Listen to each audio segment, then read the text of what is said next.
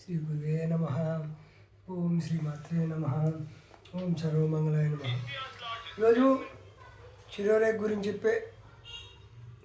గురించి మరో వీడియోని మీ ముందుకు తీసుకొచ్చాను. నచ్చితే లైక్ చేసి, షేర్ చేసి, సబ్స్క్రైబ్ చేయండి. ఈరోజు చిరోరేఖ సన్నగా ఉన్న ఎడల రెండు చేతుల్లో బాగా ఉన్న ఎడల చురుకుదనము, నిర్వహణ సామర్థ్యము, చిరోరేఖ అంటే అలా ఉంటుంది.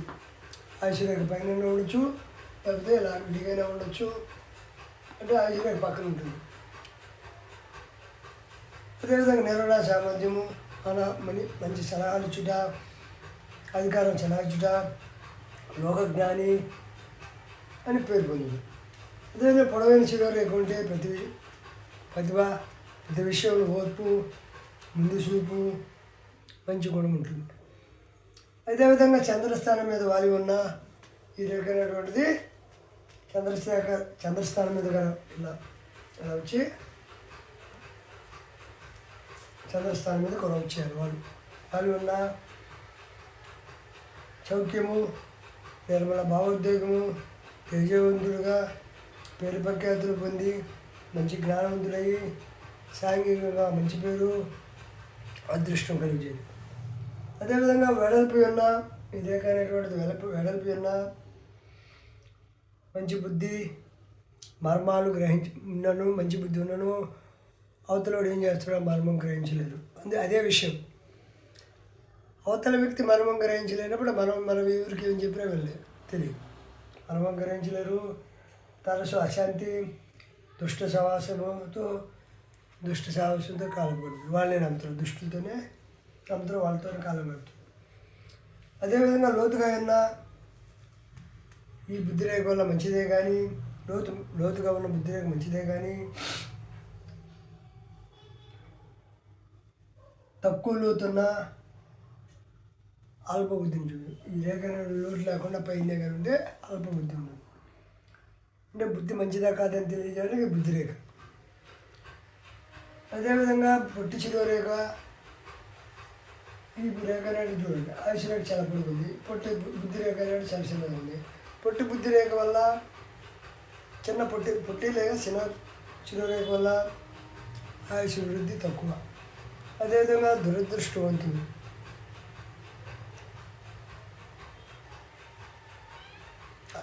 ఆయుష్ బుద్ధి తక్కువైనప్పటికీ, దురదృష్టం ఉండనప్పటికీ, బలం లేని శిరోరేఖ వల్ల కుటుంబ బాధ్యతలు మాత్రం నెరవేర్చలేరు. దురదృష్టం లేకపోయినా బుద్ధిరేఖ చిన్నదిగా ఉంటే కుటుంబ బాధ్యతలు సక్రమంగా నెరవేర్చలేరు.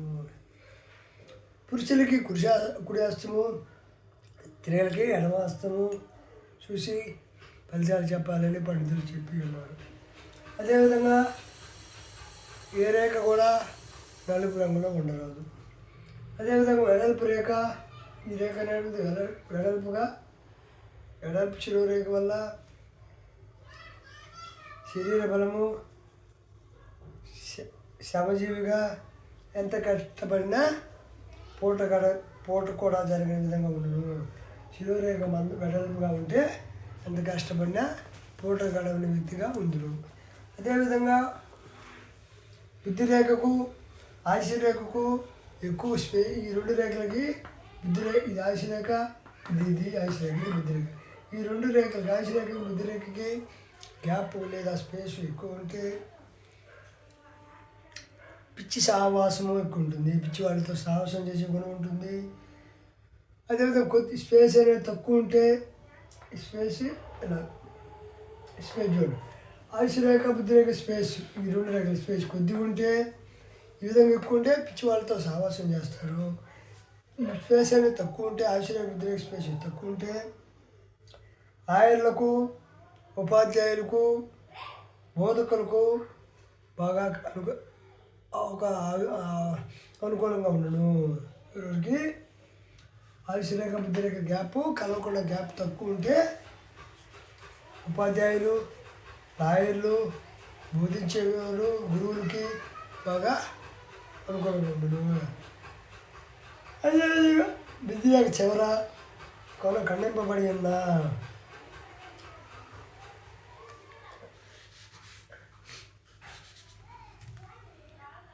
ఇది ఆయుష్ రేఖ, ఇది బుద్ధి రేఖ.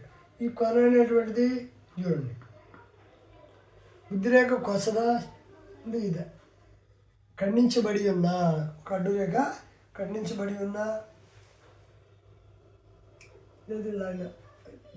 ఎండింగ్ ఈ విధంగా రేఖ, ఒక రేఖ బుద్ధి రేఖ చివరి ఖండింపబడి ఉన్న ముసలితనములు పేదరికాన్ని పొందుదురు. అప్పటిదాకా బాగుండా ముసలితనం వచ్చేటప్పటికి ఉండిందంతపై పేదరికాన్ని అనుభవిస్తారు. అదేవిధంగా ఆదిత్య రేఖతో శరీరరేఖ చేరిన ఎడల, చేరి ఉండని ఎడల జాతకాన్ని పూర్తి ఆయుష్లో, అంటే జాతిని యొక్క పూర్తి ఆయుష్లో తగ్గును.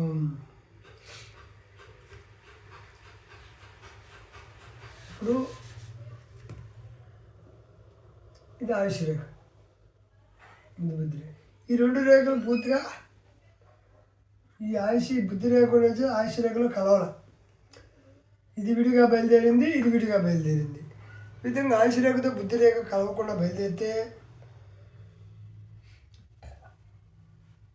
జాతకుని యొక్క పూర్తి ఆయుష్ 100 సంవత్సరాలు అనుకుంటే, ఈ బుద్ధి రేఖ కలవని కారణంగా కొంత ఆయుర్దాయం తగ్గును. దానికి 100 సంవత్సరాల ఆయుర్దాయం ఉన్న వ్యక్తి ఈ ఆయుష్ రేఖ ప్రకారం 100 సంవత్సరాల ఆయుర్దాయం. ఈ బుద్ధి రేఖ కలవలేదు కాబట్టి ఈ కలవ దాని ప్రకారం ఈ రేఖ యొక్క పొడవును ఆకారాన్ని బట్టి 100 సంవత్సరాలు 20 సంవత్సరాలు ఆయుష్ తగ్గిపోతుంది, కలవదు. ఆ విధంగా ఆయుర్దాయం బుద్ధి రేఖతో ఆయుష్ రేఖ కానీ ఆయుష్ రేఖతో బుద్ధి రేఖ కానీ కలగకపోతే ఆయుర్దాయం తగ్గుతుంది. చంద్రస్థానం మీదకు వారి వల్ల బుద్ధి రేఖ వల్ల ఈ బుద్ధి రేఖ అనేటువంటిది చంద్రస్థానం వాడింది. వారికి కవితాశక్తి,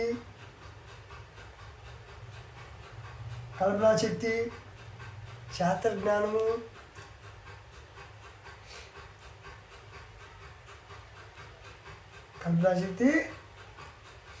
కల్పనాశక్తి, శాస్త్ర ప్రజ్ఞ, కార్య సంబంధ విషయాల్లో పరిశీలన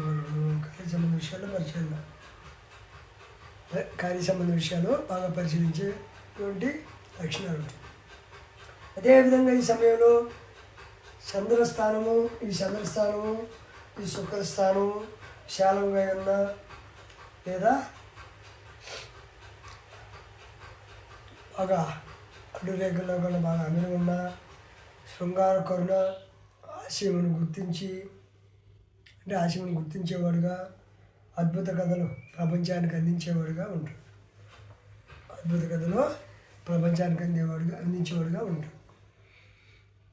ఇప్పుడు ఈ చంద్రస్థానము శుక్రస్థానం బాగా విశాలంగా ఉంటే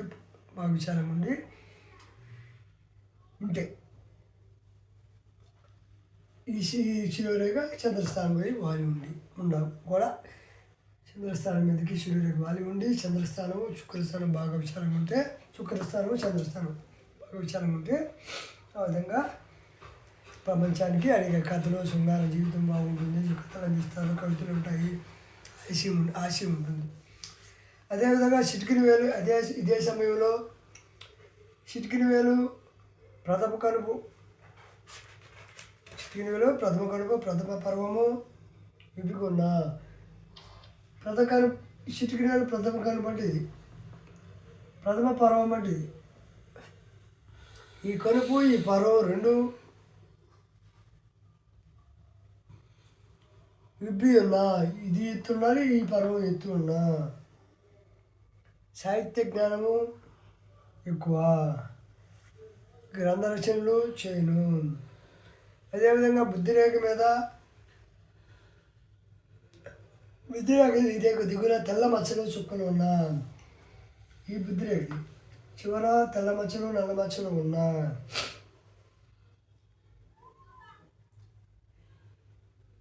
విద్యా సంబంధ కార్యసిద్ధి పట్టే తెల్ల మచ్చలు తెల్ల చుక్కలు ఉంటే విద్యా సంబంధ కార్యసిద్ధి, పట్టుదల, చంద్రస్థానం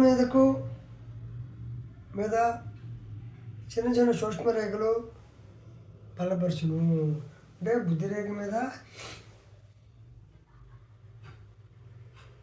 ఈ రేఖ దిగువన, బుద్ధి రేఖ మీద ఈ రేఖ దిగువన, బుద్ధి రేఖ మీద కానీ దిగువన కానీ తెల్లని మచ్చలు ఉంటే, చుక్కలు ఉంటే విద్యా సంబంధ కార్యసిద్ధి, పట్టుదల ఉండును. చంద్రస్థానం మీద ఉన్న సూక్ష్మరేఖలు కూడా ఈ చంద్రస్థానం మీద సూక్ష్మరేఖలు ఉంటాయి మీకు.